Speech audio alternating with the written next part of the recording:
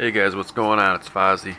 It's going to go over what I did to my DR10 to make it hook up pretty good. I took it out this weekend to the local indoor track, and after I got it set up, I've only had it a week, but I'll tell you what I did. I got it tracked pretty straight, still running all stock gear and everything.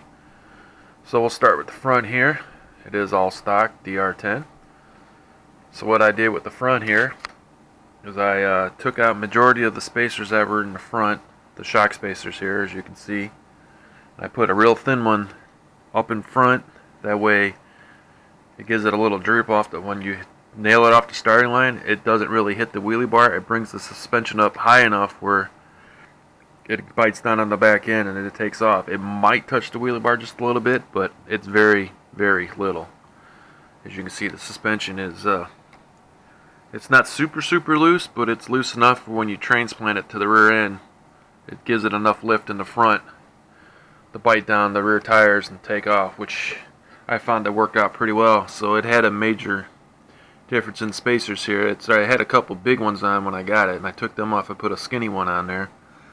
And of course, you know, it has the notorious DR10 shock leaks, which is kind of a poor design, I think, in my, on how they did it. Instead of putting shock caps on there, they only put them little stupid little rubber washers around the bottom of the shock cap, which is pretty stupid if you ask me.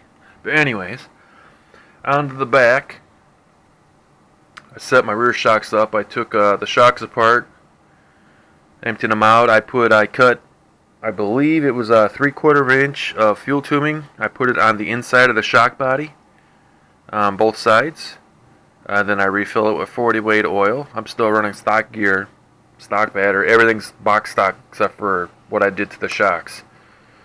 So I noticed when I did my hit the other day, I got on it and it hit hard to the left, so I was like, well, what the heck?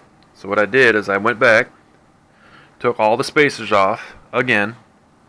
I put a large spacer on the right side, as you can see, and on the left I put a large spacer and I know it's hard to see, and a skinny spacer on the front on top of that.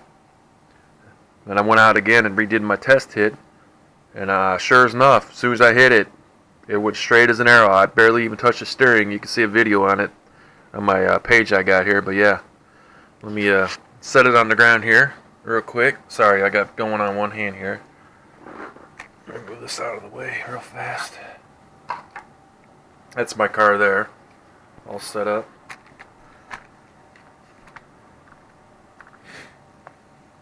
So as you can see, it's sitting pretty low to the ground now, which is nice. I mean, the wheelie bar is still up, not too far, but I still got a little bit of, very little play in the rear end because of the shock tubing in there. So when I get on it, let's see if I can demonstrate it here. When I get on it, I'll tell you when it hits the wheelie. Let me try it this way. So when I nail it, it goes up about that high.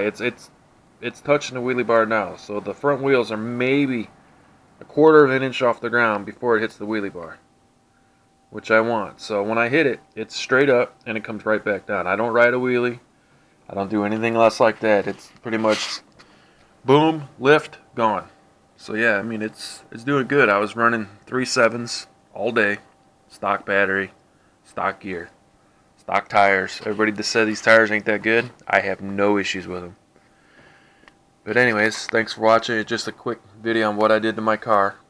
I'm going to do some more changes here in the near future. Different gearing. I might go up a couple tooth on the spur, go down a couple tooth on the spur. I don't know yet. Like I said, I've only had it about a week. I'm still messing with it. So, alright guys, take care. Talk to you later. Fozzie, out.